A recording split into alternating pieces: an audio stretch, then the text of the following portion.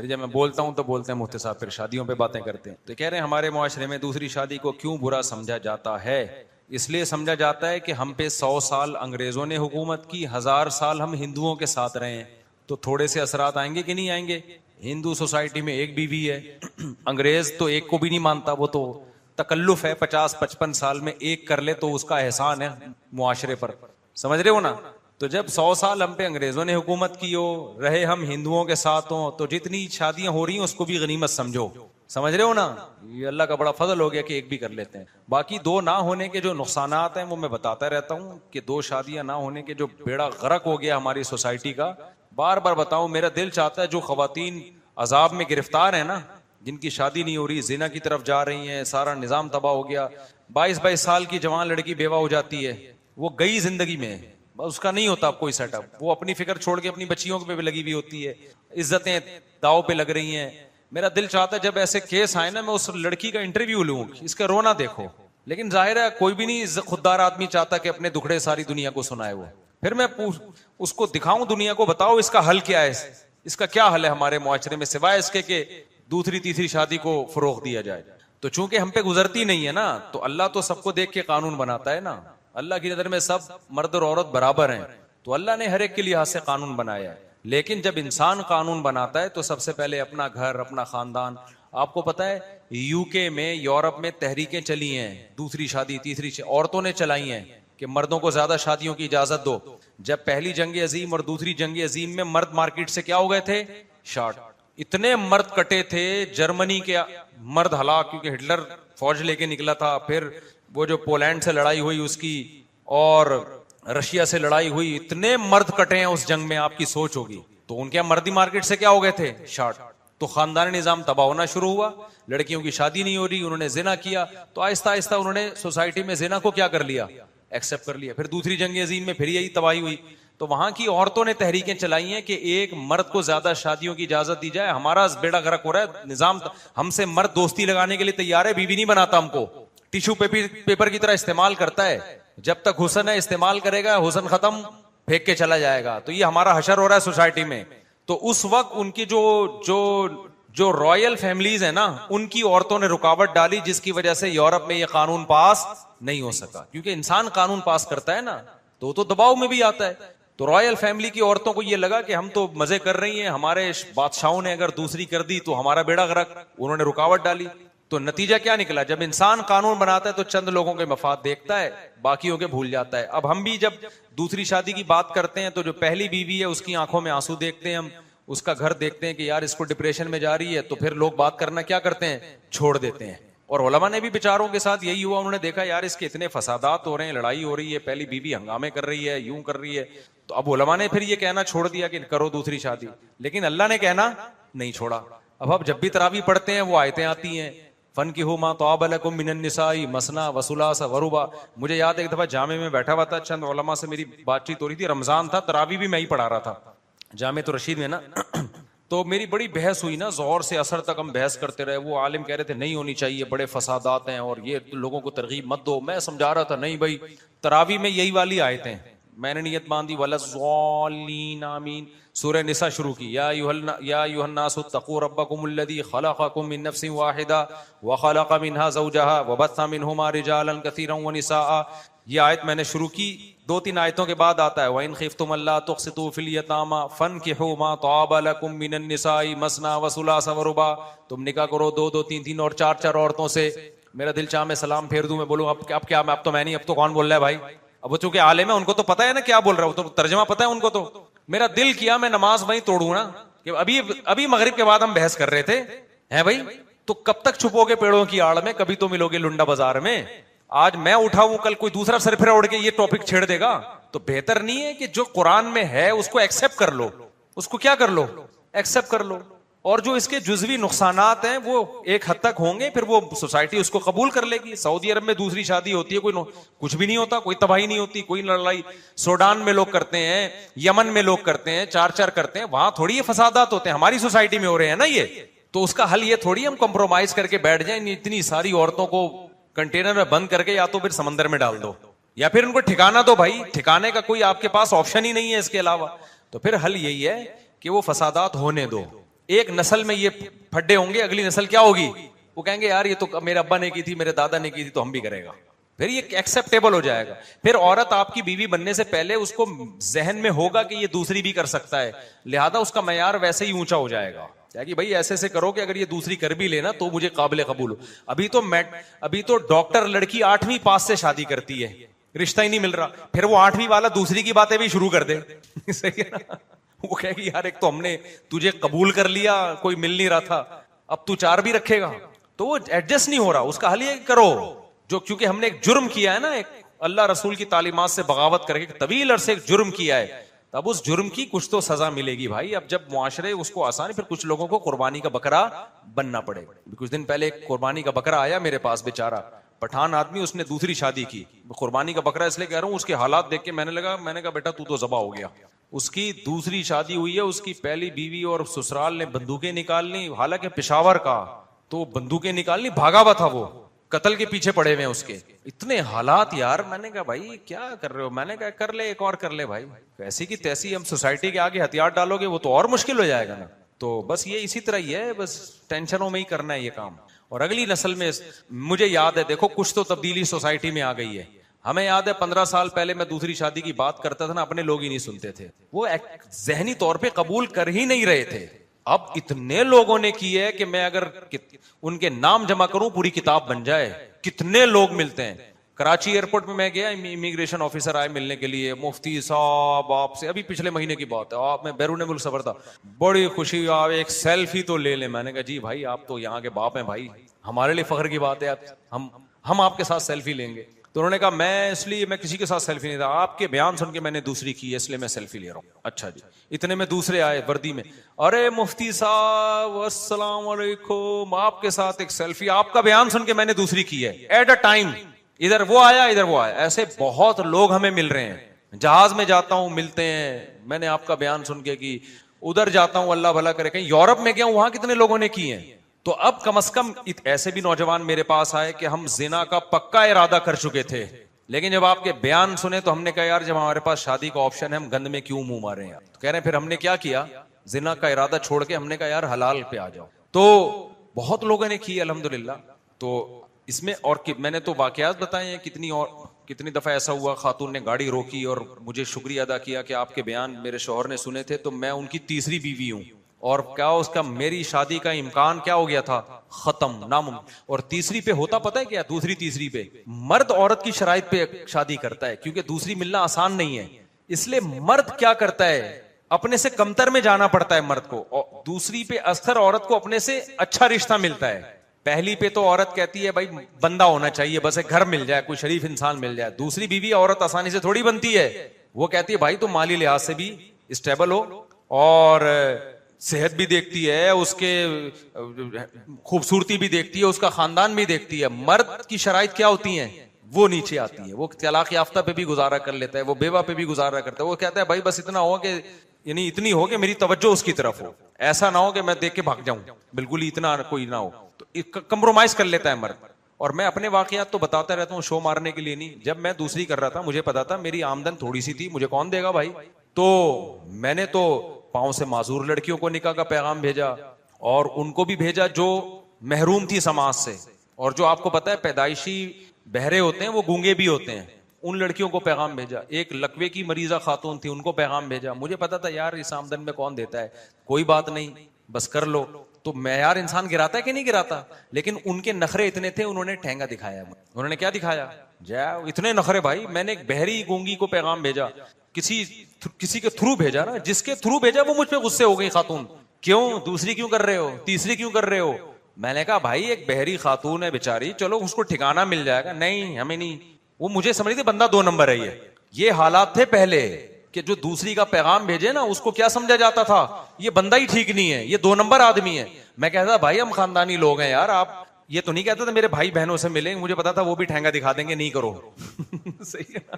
لیکن میں یہ کہتا تھا کہ گھر میں آگے دیکھو, ہم کوئی روڈ پہ پڑے ہوئے آدمی نہیں ہے بھائی, خاندان ہے اور پڑھا لکھا خاندان ہے ہمارا. میں اکثر بتاتا رہتا ہوں, لیکن وہ کہتے ہیں بندہ ہی ٹھیک نہیں ہے, دوسری کر رہا ہے, تیسری کی بات کیوں کر رہا ہے. تو اب سوسائٹی نے کسی حد تک اس کو ایکسپٹ کر لیا ہے.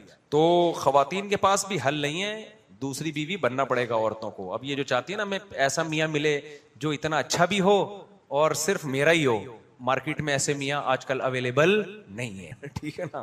کسی اچھے کی دوسری بن جاؤ, تیسری بن جاؤ, کیونکہ مرد کے نخرے بہت ہو گئے. اگر جس نے ایک رکھنی ہوتی ہے نا, اس کا معیار بہت ہائی لیول کا معیار ہے. ایسے لڑکے مارکیٹ میں کیا چل رہے ہیں, شارٹ. اور ایسے لڑکوں کو چھوڑتا کوئی نہیں. ابھی میرے ایک دوست ہیں, ان کا بیٹے نے سی اے کیا, چارٹرڈ اکاؤنٹنٹ بن گیا. سی اے والا آپ کو پتا ہے خود سونے کا ہوتا ہے, وہ اس کی ٹھک کر کے. سی اے والا فیل کی بھی اچھی خاصی تنخواہ ہوتی ہے. تو کہتے ہیں نا ہاتھی مرا ہوا بھی 1.25 لاکھ کا ہوتا ہے. تو جو سی اے فیل بھی ہو نا, اس کی بھی اچھی خاصی تنخواہ ہوتی ہے. اور کراچی میں سی اے کوئی کر لے نوجوان, یہاں تو پڑھائی کا ماحول ہی نہیں ہے. تو چارٹرڈ اکاؤنٹنٹ بن گیا اور ہینڈسم بھی ہے. مجھے قصہ سنا رہے اپنے بیٹے کا, کہہ رہے ہیں جہاں بھی اپنے بیٹے کو لے کے جاؤں, خاندان وقت کی لڑکیاں آ کے لائن مارنا شروع کر دیں. رشتے دار کے آپ کا بیٹے کی بات طے ہو گئی ہے, نہیں جی نہیں ہوئی ہے, دیکھ لیں کہ رشتہ ہے آپ کے لیے. سب کرتے ہیں اور صحیح کرتے ہیں. ماں باپ اپنی بچیوں کے لیے ہر ایک پریشان ہوتا ہے. بھائی بندہ چارٹرڈ اکاؤنٹنٹ بھی ہے, ہینڈسم بھی ہے, لوگ بھی خاندانی ہے, پڑھی لکھی فیملی ہے, کوئی چرسی ہیروئنچی بھی نہیں ہے. تو بھائی ہر آدمی چاہے گا نا اپنی بیٹی دے اس کو. تو مرد مارکیٹ میں کیا چل رہے ہیں, شارٹ چل رہے ہیں. جہاں اچھا مرد ہوگا وہاں سارے ہر باپ, سمجھدار باپ اپنی بیٹی کی کوشش کرے گا, کہ ماں باپ کوشش کریں گے بھائی اس کو پہنا دو اپنی بچی, ٹھیک ہے نا. تو ہر ایک کی. تو اچھا لڑکا مارکیٹ میں نہیں ملتا. شادی دفتروں میں جو لڑکا جا کے نام اندراج کروا رہا ہے نا, حضرت مولانا اسم چوبوری صاحب رحمۃ اللہ علیہ, اللہ ان کی مغفرت فرمائے, ان کے درجات بلند کرے, شہید. انہوں نے شادی دفتر کھولا تھا. انہوں نے کہا کہ جہیز ویز کی وجہ سے لوگوں کی شادیاں نہیں ہوتی. میں نے کہا جہیز ویز کا مسئلہ نہیں ہے, لڑکے مارکیٹ میں کیا چل رہے ہیں, شارٹ چل رہے ہیں. انہوں نے کہا نہیں جہیز کا مسئلہ. میں نے کہا بھائی جہیز ویز آج لوگ دے دیتے ہیں, اتنا ادھر ادھر زکاتوں سے بھی جہیز اکٹھا ہو جاتا ہے. مسئلہ سارا یہ ہے کہ بندہ مارکیٹ میں ہے ہی نہیں. انہوں نے کہا نہیں میں, وہ میری بات سے متفق نہیں ہو رہے تھے. پھر کیا ہوا, انہوں نے شادی دفتر کھولا. 1 سال بعد میں نے حضرت سے ملنے گیا. میں نے کہا حضرت کیا بنا؟ انہوں نے کہا یار بندہ آ ہی نہیں رہا اندراج کے لیے. لڑکیوں کی فائلیں جمع ہو گئی ہیں, لڑکے مارکیٹ میں ہے ہی نہیں. آئیں گے تو ہم جہیز وہیز تو کی بات ہی نہیں ہو رہی. پھر انہوں نے کہا 3.5 اور 1 کا ریشو ہے, یعنی 7 لڑکیوں کی درخواستیں آئیں گی تو مقابلے میں 1 لڑکے کی. اور انہوں نے کہا جو 7 لڑکیوں کی درخواستیں آتی ہے نا رشتے کے لیے, وہ کسی نے ماسٹر کیا ہوا ہے, کوئی بیچلر ہے, کوئی ڈاکٹر ہے, اور جو 1 لڑکے کی فائل آئے گی وہ کچھ بھی نہیں ہے. ان میں 1 لڑکا تو مجھے یاد ہے, میں نے فائل بھیجی تھی اس کی, اس کا اسٹیٹس مجھے پتا تھا یہ کیا ہے. اس کو میں 2 منٹ نہیں برداشت کرتا تھا, تبھی میں نے اس دفتر میں وہاں فائل اس کی جمع کرا دی. تو میں نے پھر حضرت سے کہا, میں نے کہا حضرت جو قابل لڑکا ہوگا نا, جو ماسٹر لڑکی ہے, پی ایچ ڈی لڑکی ہے, اس کا رشتہ پھر بھی آسان نہیں ہے, اس کے ٹکر کا رشتہ اس کو نہیں ملتا. لیکن جو لڑکا اگر پی ایچ ڈی ہوگا, لڑکا اگر چارٹرڈ اکاؤنٹنٹ ہوگا, تو پھر اس کو کوئی نہیں چھوڑتا. وہ اگر آپ کے پاس آ رہا ہے نا, یہی اس کے مکھنچو ہونے کی علامت ہے, کہ اس کو سوسائٹی میں کوئی گھاس ڈالنے کے لیے تیار نہیں ہے, اس لیے یہ آپ کی خدمت اقدس میں تشریف لائے ہے. ٹھیک ہے, انہوں نے کہا بات تو صحیح ہے آپ کی, لیکن مولانا صاحب یہ دوسری تیسری والی بات بہت مشکل ہے. کمال یہ ہے کہ پھر حضرت پہ ایسا اثر ہوا, حضرت مان گئے تھوڑے دنوں میں, جب تک سوسائٹی میں 2 شادیوں کو پروموٹ نہیں کریں گے نہیں مسئلہ حل. وہ حضرت کی سمجھ. پھر حضرت نے کہا چلو اب میں کرتا ہوں. حضرت نے جب دوسری شادی کی ہے نا, ان کے جو مقتدی تھے وہ باغی ہو گئے ان کے, کہ اس عمر میں ان کو دیکھو شادیاں رچاتے ہوئے, ان کو شرم نہیں آتی. ایسی باتیں مقتدیوں نے کی. حضرت ڈپریشن میں گئے. مجھے بتایا کہ مولانا میں دوسری شادی کر کے جس مصیبت میں, حالانکہ ان کی پہلی وائف نے ساتھ دیا تھا دوسری شادی میں, بچوں نے, میں نے نکاح پڑھایا تھا, سوری نکاح میں نے بیان کیا تھا, نکاح انہوں نے خود پڑھایا اپنا, بیان کے لیے مجھے بلایا. لیکن اتنی ٹینشن میں آئے نا وہ 2 کرنے کے بعد, لوگوں کے تانے, حالانکہ ان کی بیگم نے کروایا, ان کے بچے بھی موجود تھے. اتنی ٹینشن میں آئے کہ کہنے لگے بھائی یہ کام کرنے کا نہیں ہے. اتنی ٹینشن میں آئے. اور وہ شہادت کی دعائیں مانگنا, مجھے رپورٹ ملی کہ وہ دعائیں مانگتے تھے کہ اللہ بس مجھے اٹھا لے, اس ٹینشن سے میں جب ہی بچوں. خیر اب اللہ نے تو ان کو ویسے ہی شہادت دینی تھی. تو سوسائٹی اس کو جب تک آپ کریں گے نہیں نا, ایکسپٹ نہیں کرے گی, تو کرنا ہی اس کا حل ہے. اور لیکن عدل کرو, برابری کرو. دیکھو میں کسی گھر والوں کو کوئی چیز دے دوں نا, میرے گھر والوں کو ایک چیز کی ضرورت ہے, تو مجھے باقی گھر والوں کو نہیں پتا ہوتا کہ میں نے دیے, لیکن میں دیتا ہوں ان کو, حالانکہ ان کو قیامت تک نہیں پتا چلے گا, اور میرا ٹھیک ٹھاک خرچہ ہو جاتا ہے اس میں. میں کیوں دیتا ہوں بھائی؟ اللہ نے کہا ہے کہ عدل ضروری ہے. جیسے میں نے اپنے گھر والوں میں اضافی کوئی چیز کسی کو دے دی نا, ایک مثال دے رہا ہوں کہ موبائل دے دیا فرض کرو, ایک مثال کے طور پر, کہ گھر والوں نے اصرار کیا بھی ہمیں موبائل چاہیے, مجھے نیا موبائل چاہیے, فار ایگزامپل ایک 25-40-50 ہزار کا کسی کو ایک موبائل لے کے دے دیا, بہت زیادہ پیچھے ضرورت بھی تھی, پتا چلا کہ مثال موبائل کی دے رہا ہوں, حقیقت میں موبائل نہیں ہے, دے دیا نا. تو میں دے دوں, میں پی جاؤں, کسی کو کیا پتا چلے گا, لیکن مجھے پتا ہے کہ اب دوسروں کو بھی اتنا ہی لے کے دینا پڑے, تو مجھے کئی گنا خرچہ میرا بڑھ جائے گا وہ, اور وہ میں کرتا ہوں, حالانکہ مجھے پتا ہے اور کس کو پتا ہے, اللہ کو پتا ہے. یہ چیز مرد کرتے نہیں ہیں. جو کمزور ہوتی ہے اس کو دباتے چلے جاتے ہیں, جو پاورفل ہوتی ہے وہ کھاتی چلی جاتی ہے اس کو, ٹھیک ہے نا. ایسی صورت میں اللہ نے 2 شادیوں کو حرام قرار دیا, پھر آپ کے لیے جائز نہیں ہے. رکشے کے پیچھے لکھا ہوتا ہے تپڑ ہے تو پاس کر ورنہ برداشت کر. تو آپ نے یہ کام جب کرنا ہے جب آپ نے یہ کرنا ہے, 2 نمبریاں نہیں کرنی ہے. کتنے لوگ ہیں, ایک جوان بیوی ہے اس کے ساتھ رات گزار رہے ہیں, ایک ذرا ایجڈ ہو گئی اس کو نظر انداز, ایک تو ہوتا ہے نا سلوح کر لی, اس سے کوئی معاہدہ کر لیا, وہ راضی ہو گئی اپنی باری چھوڑنے پر, وہ تو ایک الگ بات ہے. لیکن وہ راضی نہیں ہے تو آپ کو اس کا ٹائم دینا پڑے گا, آپ کو اس کو باری دینی پڑے گی آپ کو اس کو. تو یہ گڑبڑے لوگ کرتے ہیں, برابری نہیں کرتے, یہ پھر حرام ہے, ناجائز ہے. پھر اس سے دوسری شادی پروموٹ ہونے کے بجائے کیا ہوتی ہے, پھر اس کی حوصلہ شکنی ہوتی ہے. تو آپ کریں ضرور, لیکن یہ برابری لازمی کریں. ہاں ایک مسئلہ میں بتا دوں, حیا کے خلاف ہے, لیکن جو 2-3 شادیوں کا ارادہ رکھتے ہیں وہ ان کے دل میں یہ سوال ہوتا ہے کہ خوب سمجھ لیں کہ زوجہ سے جو انسان کا فزیکل ریلیشن ہوتا ہے نا, اس میں برابری ضروری نہیں ہے. بعض لوگ اس چکر میں نہیں کرتے کہ بھائی ہم تو آدھے ہو جائیں گے, ٹھیک ہے نا, ادھر بھی جاؤ پھر اگلے دن وہاں بھی جاؤ پھر وہاں بھی جاؤ. تو چونکہ یہ آپ کے رغبت پر ہے, یہ انسان کے مرد کے اختیار میں نہیں ہوتا یہ کہ اپنے آپ کو وہ ذہنی طور پر آمادہ کرے. وہ تو جب اس کے دماغ ہوگا تو جائے گا, نہیں ہوگا تو نہیں جا سکتا. تو اس چیز میں برابری شریعت نے ضروری نہیں رکھی. رات گزارنے میں برابری ہے جو آپ کے اختیار میں ہے, جو چیز اختیار میں نہیں ہے اس میں برابری نہیں ہے. یہ بہت سارے لوگ پوچھتے ہیں لیکن وہ شرما رہے ہوتے ہیں پوچھتے ہوئے. تو ایک صاحب آئے کہنے لگے یار میں کیسے بھائی, میں تو ایک دن ادھر تو پھر دوبارہ اس سے بھی ریلیشن قائم, پھر اس سے بھی ریلیشن. میں نے کہا گلوکوز کی 8-10 بوتلیں تو اپنے ساتھ رکھ لے, اس کے بغیر تو مر جائے گا. میں نے بھائی کہتے ہیں وہ اسی طرح چل رہا تھا, تو ایسا نہیں ہوتا. میں نے کہا بھائی یعنی وہ اس کا خیال یہ تھا کہ اس طرح چلنا ضروری ہے. ہمارے معاشرے میں یہ بتا دیا میں نے. کچھ لوگ کہتے ہیں کہ اللہ نے کہ دین کی خاطر نبیوں کو قربان کیا لیکن دین کو قربان نہیں کیا, یعنی اللہ کو دین بہت پسند ہے. کچھ کہتے ہیں کہ دین صفت ہے اور نبی ذات ہے, ذات صفت سے بہتر ہے. جس طرح باغ صفت ہے اور زمیندار ذات ہے, تو ذات صفت سے کے لیے قربانی. دیکھو مقصود جو ہوتا ہے نا, مقصود وہ افضل ہوتا ہے, ذریعہ مقصود سے کم درجے کا ہوتا ہے. پیغمبروں کو اللہ دنیا میں اپنے تعارف کے لیے بھیجتے ہیں تاکہ لوگ میری عبادت کریں. تو اس سے پتا چلا کہ پیغمبروں کا بھی مقصد کیا ہے, لوگوں کو اللہ کی عبادت پہ لانا. تو مقصود کائنات اللہ کی عبادت ہے, پیغمبر ذریعہ مقصود ہیں. تو بعض لوگ غلو کر کے نا وہ ایسا بنا دیتے ہیں کہ گویا مقصود کائنات عبادت نہیں ہے, پیغمبر مقصود کائنات ہے. یہ تو غلط ہو گیا نا. پیغمبر کا لفظ کیا ہے, پیغام پہنچانے والا, میسنجر. تو دنیا میں کوئی کہیں دنیا میں لا دیکھا کہ میسنجر مقصد ہو اور میسج مقصد نہ ہو؟ کہیں دیکھا آپ نے؟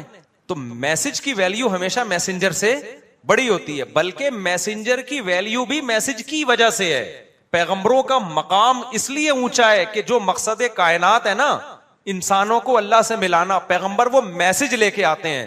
تو پیغمبر کا مرتبہ بھی اونچا اس میسج اور اس مقصد کی وجہ سے ہے. تو مقصد پہلے ہے, سمجھتے ہیں کہ نہیں سمجھتے؟ اسی وجہ سے پیغمبروں کی شان بھی بڑھتی ہے کہ اس مقصد کو فوکس کرتے ہیں یہ.